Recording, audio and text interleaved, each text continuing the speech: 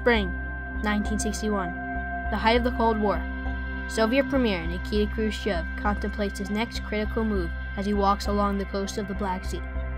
Khrushchev casts the weather eye over the horizon, where he sees troublesome developments in the West and finds the international position of the Soviet Union weakening.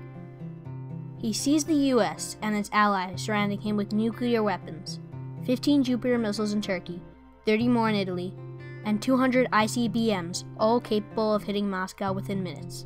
In the ongoing Cold War, the Soviets were at a significant disadvantage. Unfortunately for Khrushchev, the Soviet Union was surrounded by military bases, American bases. But America was free of that encirclement. But for Khrushchev, there was one bright spot: Castro's Cuba, communism's one foothold in the West. And his plan? Do with Cuba what the West had done in Turkey. Put nuclear missiles right up in the enemy's nose. It would allow the Soviets to strike almost any city in the continental United States without warning.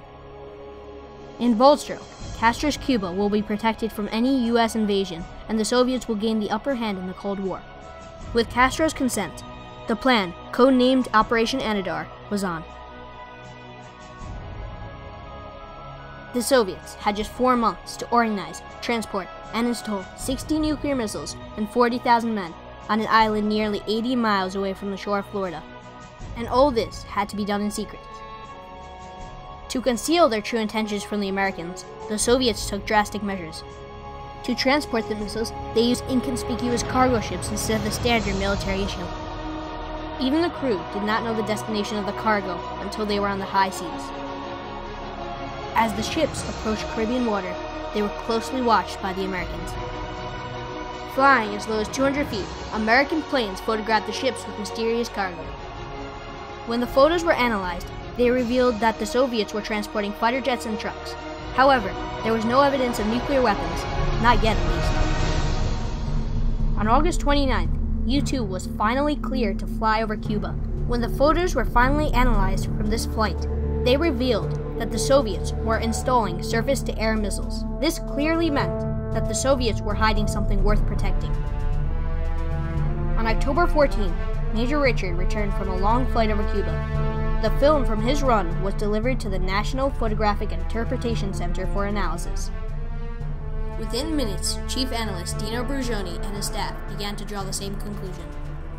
The missions had been flown on the 16th and 17th, and we find these which were referred to as slash marks. And we immediately recognized that these were IRBMs, intermediate range ballistic missile, capable of being fired from Cuba and going 2,200 miles. After close examination, they found one missile site, then another. Soon, analysts plotted the location of several sites around the country, leaving the administration speechless.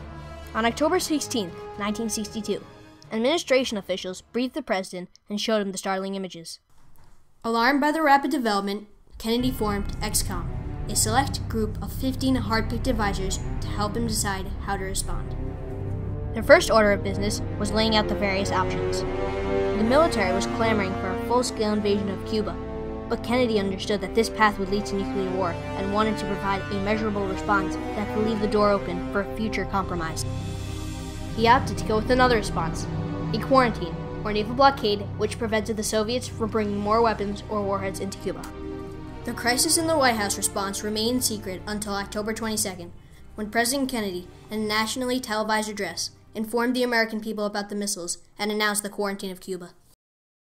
It shall be the policy of this nation to regard any nuclear missile launched from Cuba against any nation in the Western Hemisphere as an attack by the Soviet Union on the United States, requiring a full retaliatory response upon the Soviet Union. At once, the attention of the world shifted to the UN, where Soviet Ambassador Valerian Zorin openly accused Kennedy of lying. He mocked the U.S., calling Americans bullies, and claimed the United States had no proof of anything. However, proof of something U.S. Ambassador Adlai Stevenson neither lacked or wanted to be called. He reached behind him, there was an easel there, and he flipped the shroud on and off, and there were the pictures, right at the UN. We see the missile ready, Ken. We see 5 missiles. We see fueling and checkout vehicles. And even if you look close, you can see men walking around. The game was up, and the evidence to prove so was undeniable. With American ships in place, the quarantine went into full effect. The Soviet ships steamed towards a blockade, shadowed closely by the Soviet submarines, armed with nuclear torpedoes. From Moscow, Khrushchev played his final cards, hoping the Americans would back down. At this point, the crisis had reached its tensive state, and at any moment, a U.S. destroyer could have fired upon the Soviet ships and ignited a nuclear war.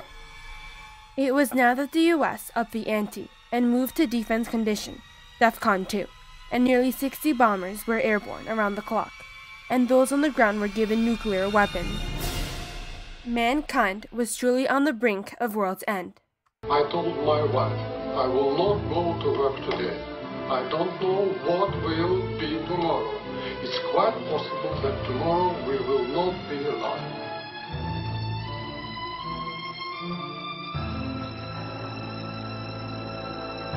Just as it had escalated, the crisis came to a standstill. As Russian ships stopped before the blockade, Khrushchev, it seemed, had backed down. However, although the ships had stopped, the danger had in fact reached a fever pitch.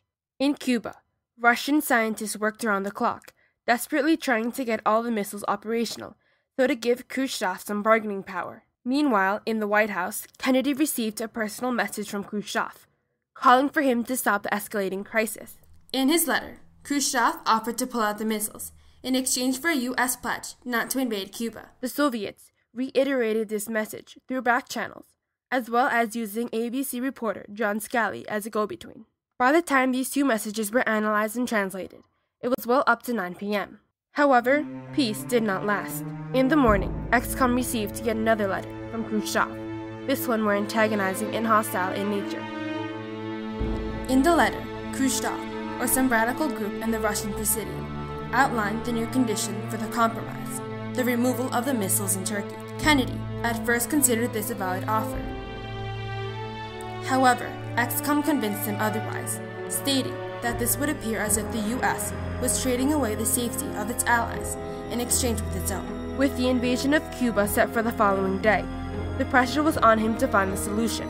As the discussion progressed, XCOM created a new plan, one that called for the president to ignore Khrushchev's second letter and respond only to the earlier one. However, Kennedy knew this alone would not be enough to satisfy the Russians, and thus sent his brother Robert to secretly meet with Soviet Ambassador Anatoly Duberin to make an offer. The Americans would agree to voluntarily dismantle Jupiter missiles in Turkey after the crisis abated, as long as this concession was kept utterly secret from the public. The ball was now in Khrushchev's court. If he accepted the offer, both nations could claim victory, but if he rejected it, war would soon follow. On October 28th, Khrushchev announced through Radio Moscow that he had given the order to pull the missiles out of Cuba. The crisis was finally over. By far the greatest success was that an all-out nuclear war with Russia was completely avoided. Although the political victory was ours, and we avoided a Third World War, common sense tells us that the real victory was Khrushchev's. He exploited Fidel Castro's paranoia after the failed Bay of Pigs invasion, and plotted an ingenious way to get our missiles removed from Turkey by shipping weapons to a neighboring ally country, much the same way as we did in Europe. Another failure was the loss of life associated with the U-2 plane that was shot down on October 27th. This was the only casualty of the crisis, but nevertheless a major failure for the cause. The misunderstanding of the communication between Castro and the Soviets was also considered a failure. I think the main failure was that Americans thought that the Fidel Castro is the Soviet puppet. Within a year, both nations signed the Nuclear Test Ban Treaty. The superpowers also installed a hotline to improve communication between the White House and the Kremlin.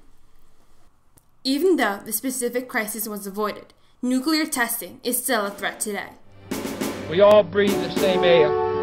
We all cherish our children's future, and we are all mortal.